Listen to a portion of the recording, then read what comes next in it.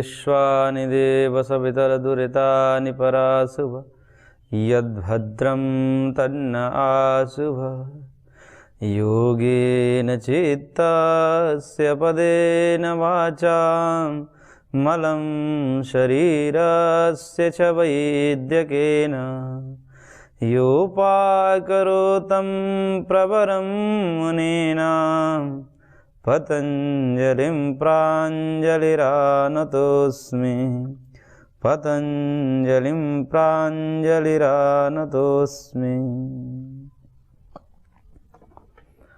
ओम श्री परमात्मने नमः। आज हम एक नए विषय को लेकर के उपस्थित हुए हैं। एक नया शास्त्र, षड दर्शनों में जो सबसे महत्वपूर्ण शास्त्र, जिसको उपनिषदों में ब्रह्म की प्राप्ति के विषय में कहा, आत्मावारे द्रष्टव्य श्रोतव्य मंतव्य निध्यासितव्य, किस परम तत्व परमात्मा की प्राप्ति के लिए उस आत्मा का पहले तो श्रवण करना चाहिए, उसको मनन करना चाहिए और अंततः उसका निधिध्यासन करना चाहिए। सुनना, मनन करना और निधिध्यासन, ये तीन साधन उपनिषदों में बताए गए परमात्मा के साक्षात्कार करने के लिए। उसी को कहा आत्मावरे द्रष्टव्य श्रोतव्यो मंतव्यो निध्यासितव्य। मनन करने वाले शास्त्र अनेक है। तर्क के माध्यम से, प्रमाण के माध्यम से तत्व का चिंतन करते हैं। उपनिषद श्रवणपरक है। उपनिषद में श्रवण किया जाता है, वेदों के माध्यम से उस परम तत्व का बोध किया जाता है, सुना जाता है।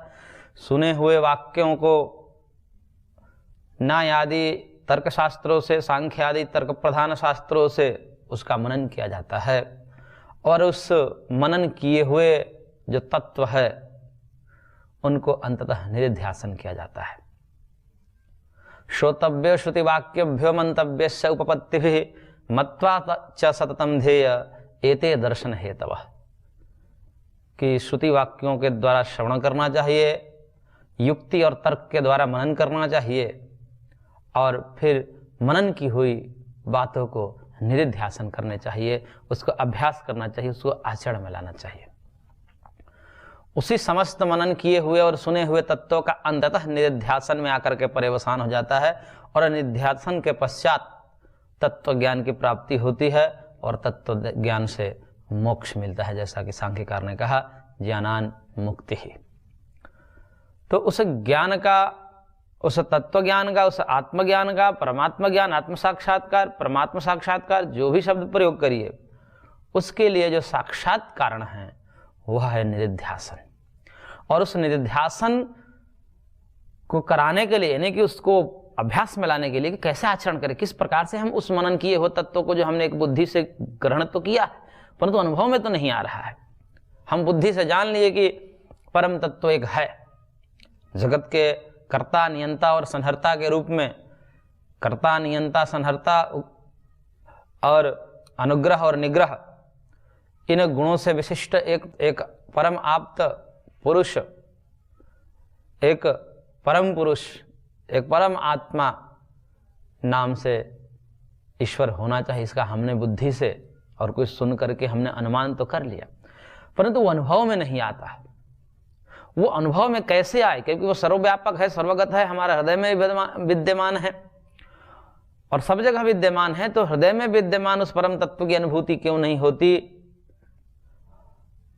और यदि है तो होनी चाहिए। यह सबका प्रश्न होता है, सबके विषय में, सबके मन में ये प्रश्न उठता है कि यदि वह परम तत्व है और ऐसा कहा जाता है कि वह सर्वगत है, सर्वेश्वर है, सर्वांतर्यामी है, विभु है, व्यापक है, तो जब सब है तो सबके अंदर है। हम में, तुम में, खट खम्भ में घट घट व्यापे राम, ईशावास समिदम सर्वम, सियाराम है सब जग जानी, इत्यादि जो शास्त्र वचन है वो सब जगह ईश्वर की उपस्थिति को विद्यमान बताते हैं। तो वह अनुभव में नहीं आता, तो अनुभव में कैसे आए? इसके लिए जो शास्त्र का प्रतिपादन महर्षियों ने किया वह निधिध्यासन परक शास्त्र योग शास्त्र है, योग दर्शन है। उसी योग दर्शन को लेकर के हम आज प्रस्तुत हुए हैं कि योग के माध्यम से उस परम तत्व की अनुभूति करके जीवन मरण के परंपरा को उच्छेद करके दुखों से आत्यंतिक निवृत्ति प्राप्त करना जो जीव का अंतिम लक्ष्य है, उस लक्ष्य को प्राप्ति करने के साधन के रूप में यह शास्त्र का प्रतिपादन महर्षि पतंजलि ने किया है। तो यह योग शास्त्र के विषय में कुछ हम संक्षिप्त परिचय ले लेते हैं, उसके बाद हम विस्तार से इसका आगे सूत्र सह पढ़ेंगे। मन में विचार उठता है कि योग शास्त्र के प्रणेता किसको माने। अभी जो वर्तमान में हम योग दर्शन इस शास्त्र का हम प्रारंभ करने जा रहे हैं, इस शास्त्र के प्रणेता महर्षि पतंजलि है। और महर्षि पतंजलि शास्त्र के प्रणेता होने से क्या इनको योग के भी प्रणेता माने जाए, यह चिंतन का विषय रहता है। क्योंकि ये पतंजलि योग दर्शन जो सूत्रबद्ध है, तो इस सूत्र ग्रंथ के प्रणेता महर्षि पतंजलि है, तो क्या योग के भी प्रणेता इन्हीं को माना जाए। तब इस विषय में कहा जाता है कि योग के प्रणेता महर्षि पतंजलि नहीं हैं, योग शास्त्र के प्रणेता है। इन्होंने शास्त्र बनाए, सूत्रबद्ध एक ग्रंथ लिखा, उस ग्रंथ के ये प्रणेता है, योग के प्रणेता महर्षि नहीं है। तो फिर योग के प्रणेता कौन है? तो इस विषय में जब हम देखते हैं तो पाते हैं महाभारत और स्मृति ग्रंथों के आधार पर एक वचन मिलता है कि हिरण्यगर्भो योगस्य वक्ता नान्यः पुरातन। हिरण्यगर्भ इस योग के वक्ता है, प्रणेता है, इससे अन्य, इससे पुराने, इससे पूर्व और कोई नहीं मिलता। तो हिरण्यगर्भ वह कौन है? हिरण्यगर्भ किसको कहा जाता है, इस विषय में भी मतभेद है। मंत्र आता है हिरण्यगर्भो समवर्तदाग्रे भूतस्य जातः पतिरेक आसीत् सदधार पृथ्वीं दयामुते माम कस्मै देवाय हविषा विधेम। वेद मंत्र है जिसमें हिरण्यगर्भ सबके मालिक, सबके अधिष्ठाता, सबके स्वामी के रूप में स्वयं भगवान है। और स्वयं भगवान ही इस वेद के उपदेष्टा है, क्योंकि वही हिरण्यगर्भ है। भगवान का ही एक नाम हिरण्यगर्भ है। तो हिरण्यगर्भ होने से मूलतः सारी विद्याओं का जो मूल स्रोत है, समस्त विद्याओं का जो मूल उपदेष्टा हैं, वह भगवान ही सिद्ध होते हैं। इसलिए सारी विद्याएं, सारे ज्ञान विज्ञान के आदि प्रवर्तक भगवान ही सिद्ध होते हैं। और उन्हीं के उपदेश के रूप में वेद हैं। इसलिए वेद में भी योग का वर्णन आता है। ऋग्वेद का एक मंत्र है, युञ्जते मन उत युञ्जते धियो विप्रा विप्रस्य बृहतो विपश्चितः विहोत्रा दधे वयुना विदेक इन्महि देवस्य सवितुः परिष्टुति। यहाँ पर युञ्जते मन उत युञ्जते धियो विप्रा ऐसा करके शब्द आया है। मन को संयम करने की बात कही है परमात्मा में कि जीव को परमेश्वर की उपासना नित्य करनी चाहिए, और उपासना के समय में सब मनुष्य अपने मन को उसी में स्थिर करे। ये मन को स्थिर में करना यही योग है। और भी एक यजुर्वेद में मंत्र है, युञ्जानः प्रथमं मनस्तत्त्वाय सविता धियम् अग्निर्ज्योतिर्निच्चाय्य पृथिव्या अध्याभरत। तो यहां पर भी युञ्जानः प्रथमम, योग करने वाला मनुष्य उस परम तत्व ब्रह्म ज्ञान के लिए अपने मन को प्रथम पहले परमात्मा में युक्त करे, ऐसा वर्णन आता है। और योग शब्द तो सीधे सीधे यजुर्वेद में आया है, योगे योगे तवस्तरम वाजे वाजे हवामहे सखाई इंद्रम ऊतये, कि बार बार योग अभ्यास करते और बार बार मानसिक और शारीरिक बल बढ़ाते समय सब परस्पर मित्र भाव से युक्त होकर के अपनी रक्षा के लिए अनंत बलवान ऐश्वर्यशाली जो ईश्वर का ध्यान करते हैं, करना चाहिए। इस प्रकार से योग का वर्णन वेद में आता है। और वेद के उपदेष्टा महर्षि हो सकते हैं, लेकिन वेद के प्रणेता तो साक्षात भगवान है। क्योंकि तस्माद यज्ञात सर्वभूत हरिचः समान जज्जिर छंदागुंसे जज्जिरे तस्माद तस्माद यजुस् तस्माद अजायत। इस वेद वचन के अनुसार वेद के मूल प्रणेता तो भगवान ही है। उन्हीं भगवान से वेद की उत्पत्ति हुई है, चारों वेदों की उत्पत्ति उन्हीं से हुई है, और उन्हीं वेद में योग का वर्णन है। इसका मतलब कि योग का मूल स्वयं भगवान है, और हिरण्यगर्भ से भगवान को ही कहा गया है यहाँ पर। तो इस प्रकार से सब ज्ञान विज्ञान का मूल स्रोत भगवान ही सिद्ध होते हैं, और इसलिए योग के भी आदि प्रवर्तक देखा जाए तो परमेश्वर भगवान ही सिद्ध होते हैं। एक और मत सामने आता है, महाभारत का एक वचन है, कपिलम परमर्षिम च यम प्राहुर्यतयः सदा अग्नि स कपिलो नाम सांख्य योग प्रवर्तक। यहां पर महर्षि कपिल को सांख्य योग का प्रवर्तक माना गया है। अग्नि स कपिलो नाम, उनका एक नाम अग्नि भी है, और वो सांख्य योग के प्रवर्तक है महर्षि कपिल। और वह महर्षि कपिल सांख्य शास्त्र के प्रणेता तो माने ही जाते हैं, और यहां पर योग शास्त्र के भी प्रणेता कहा गया है, योग के भी प्रणेता, सांख्य योग प्रवर्तक। तो महर्षि कपिल को यहां पर सांख्य और योग दोनों को प्रवर्तक माना गया है।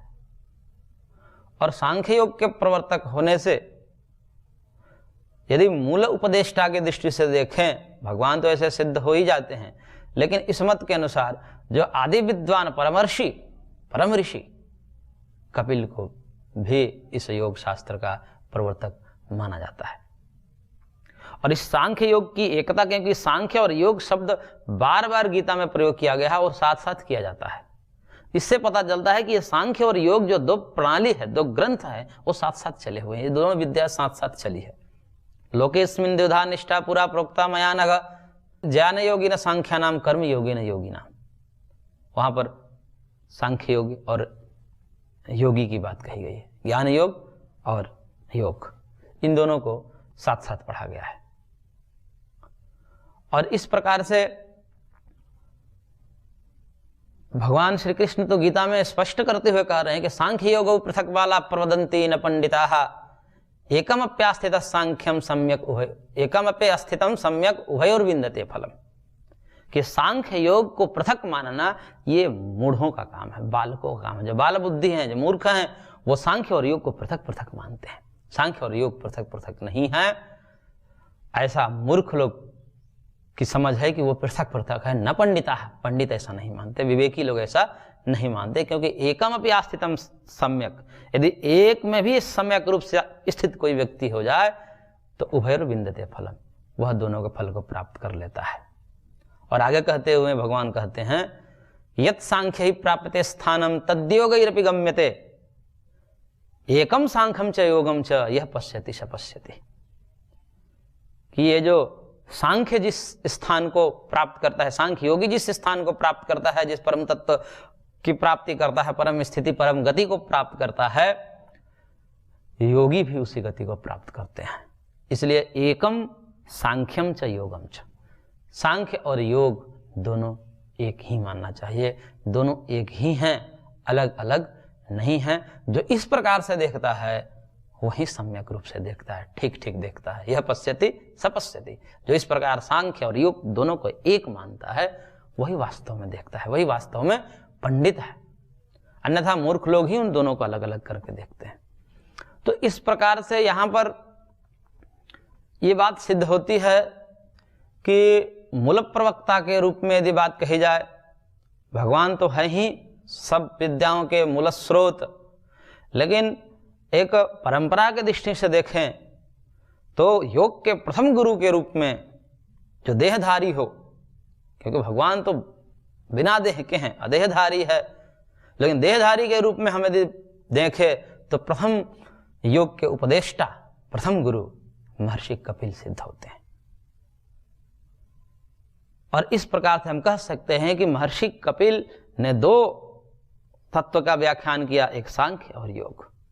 सांख्य जो है सैद्धांतिक पक्ष का वर्णन करता है, योग उसके क्रियात्मक पक्ष का वर्णन करता है।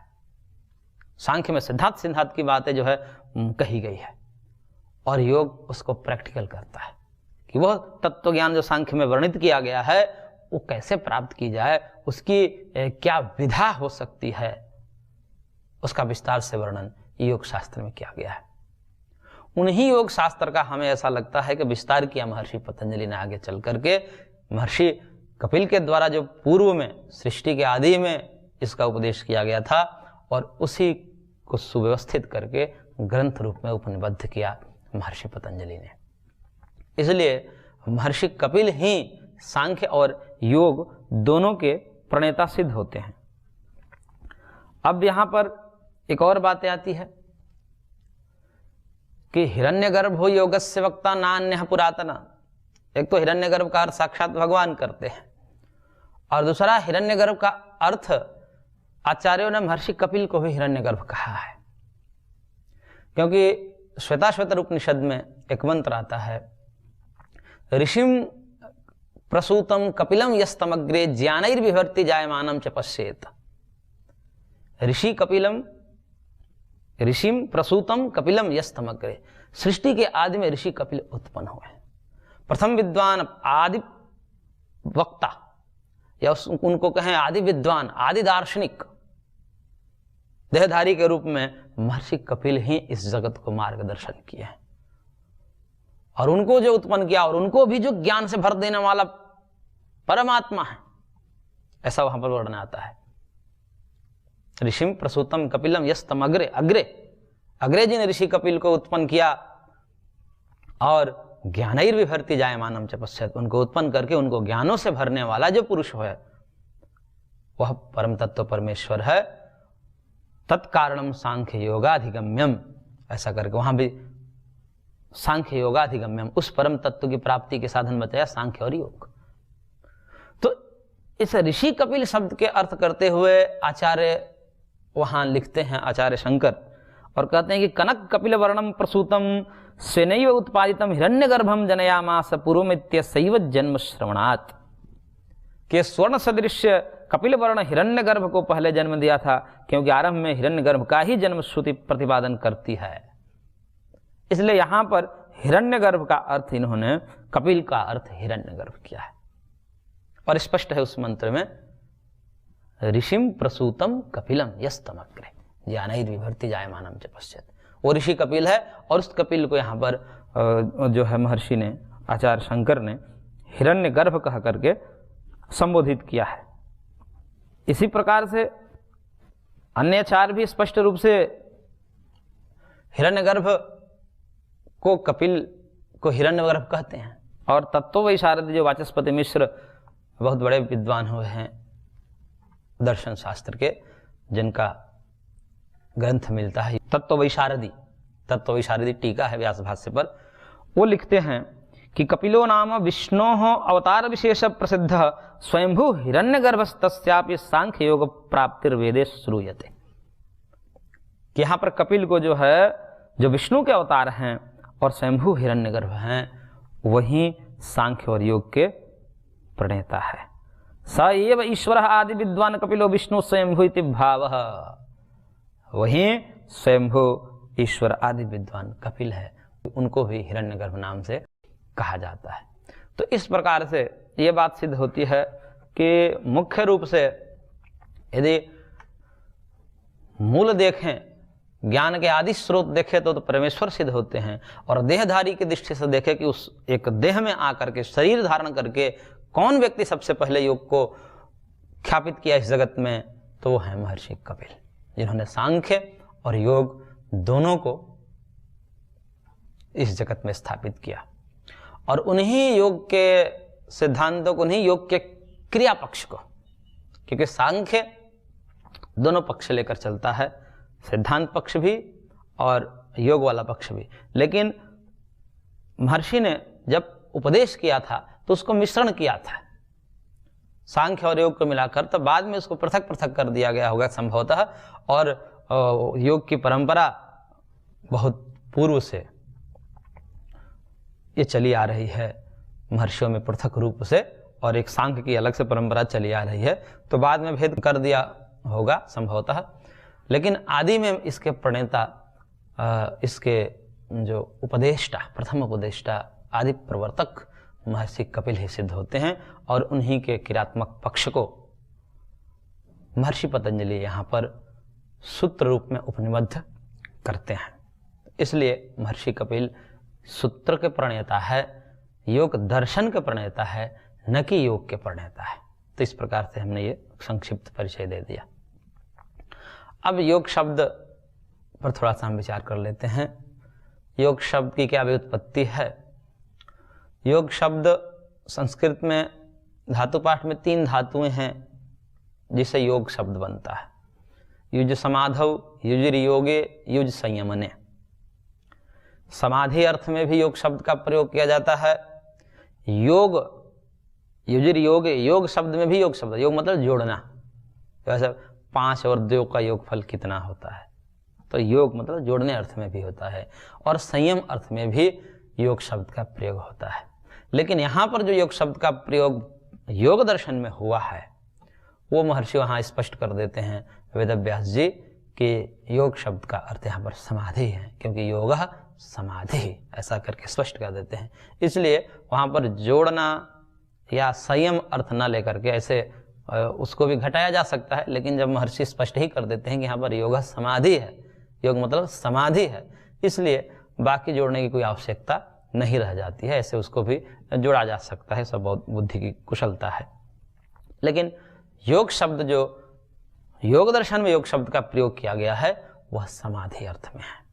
युज समाधौ, इससे योग शब्द बना है। तो इस प्रकार से ये शास्त्र है, सूत्र रूप में प्रतिमध्य है। इस शास्त्र को हम देखें तो 4 पादों में विभक्त है, जिसमें प्रथम पाद समाधि पाद है, दूसरा साधन पाद है, तीसरा विभूति पाद है और चौथा कैवल्य पाद है। सूत्र की दृष्टि से विचार करें तो बहुत ही छोटा ग्रंथ है। समस्त दर्शन शास्त्रों में ये सबसे छोटा ग्रंथ है। मात्र 195 सूत्र है और 195 सूत्र में सभी प्रकार के योगों का वर्णन किया गया है।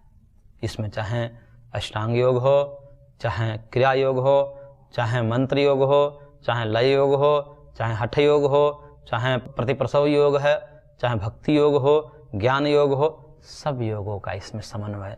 मात्र 195 सूत्र में समस्त योग का समन्वय करना ही ये बताता है कि महर्षि पतंजलि किस प्रकार के मेधा से संपन्न थे और किस प्रकार से कारुणिक हृदय वाले थे कि छोटे से ग्रंथ में विस्तार नहीं किया, नहीं तो विस्तार भी किया जा सकता था, उन्हीं में सबको समेट दिया। ऐसा भगवान महर्षि पतंजलि ही कर सकते हैं, अन्य किसी में सामर्थ्य नहीं है। तो इस प्रकार से यह शास्त्र का स्वरूप है, सूत्र रूप में है, 4 पादों में विभक्त है। इनके व्याख्याएं जो हैं हुई है, इस पर व्याख्या बहुत लोग किए हैं, लेकिन सबसे प्राचीन जो व्याख्या है वह व्याख्या है महर्षि वेदव्यास जी की।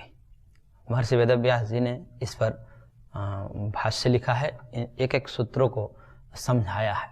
तो भाष्यकार जो हैं वो महर्षि वेदव्यास जी हैं। इन भाष्य पर जो भाष्य की भी टीकाएं हुई हैं, जिसमें से 3 टीकाएं प्रसिद्ध है। एक वाचस्पति मिश्र की तत्ववैशारदी टीका है और दूसरी टीका है राजमार्तंड नाम से, जो भोज वृत्ति के नाम से राजा भोज की कृति मानी जाती है, और तीसरी जो है सबसे प्रसिद्ध वह है विज्ञान भिक्षु की योग वार्तिक। तो इसलिए महर्षि पतंजलि के भावों को समझने के लिए महर्षि वेदव्यास जी के भाष्य का सहारा लेना पड़ता है, और महर्षि वेदव्यास जी के तात्पर्य को समझने के लिए भी इन टीकाकारों की सहायता लेनी पड़ती है। इसलिए इन तीनों टीकाकारों के समझे बिना हम योग दर्शन के मूल भाव को नहीं समझ पाते। तो इस प्रकार से यह टीका उपटीका के रूप में विस्तारित ग्रंथ है और प्रसिद्ध है इस वैदिक संप्रदाय में भगवान की अनुभूति करने के लिए, और सब लोग इसको स्वीकार करते हैं। चाहे सांख्य में जाइए, वहाँ भी सांख्य योग तो एक ही हम सिद्ध ही कर दिए। न्याय में जाइए, वहाँ भी अरण्य गुहा पुलिनादि से योगाभ्यासोपदेश, वहाँ पर भी योग के अभ्यास का उपदेश किया गया, विस्तार से नहीं किया गया है। और वहाँ पर बस संकेत कर दिया गया है कि यदि जो हम 16 पदार्थों के तत्व ज्ञान से मुक्ति की बात कर रहे हैं तो तत्व ज्ञान कैसे प्राप्त होगा, तो इसके लिए योग के जो उपदेश किए गए हैं योग शास्त्र में उसको देखना चाहिए।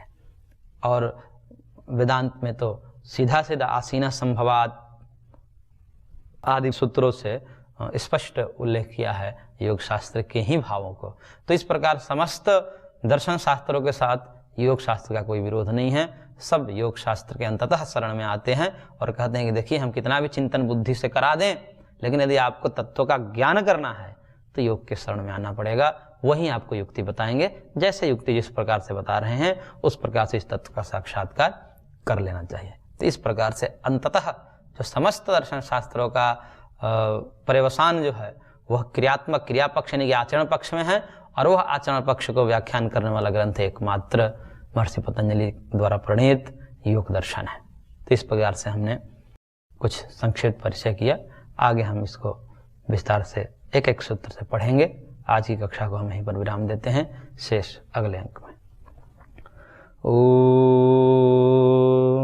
शांति शांति शांति।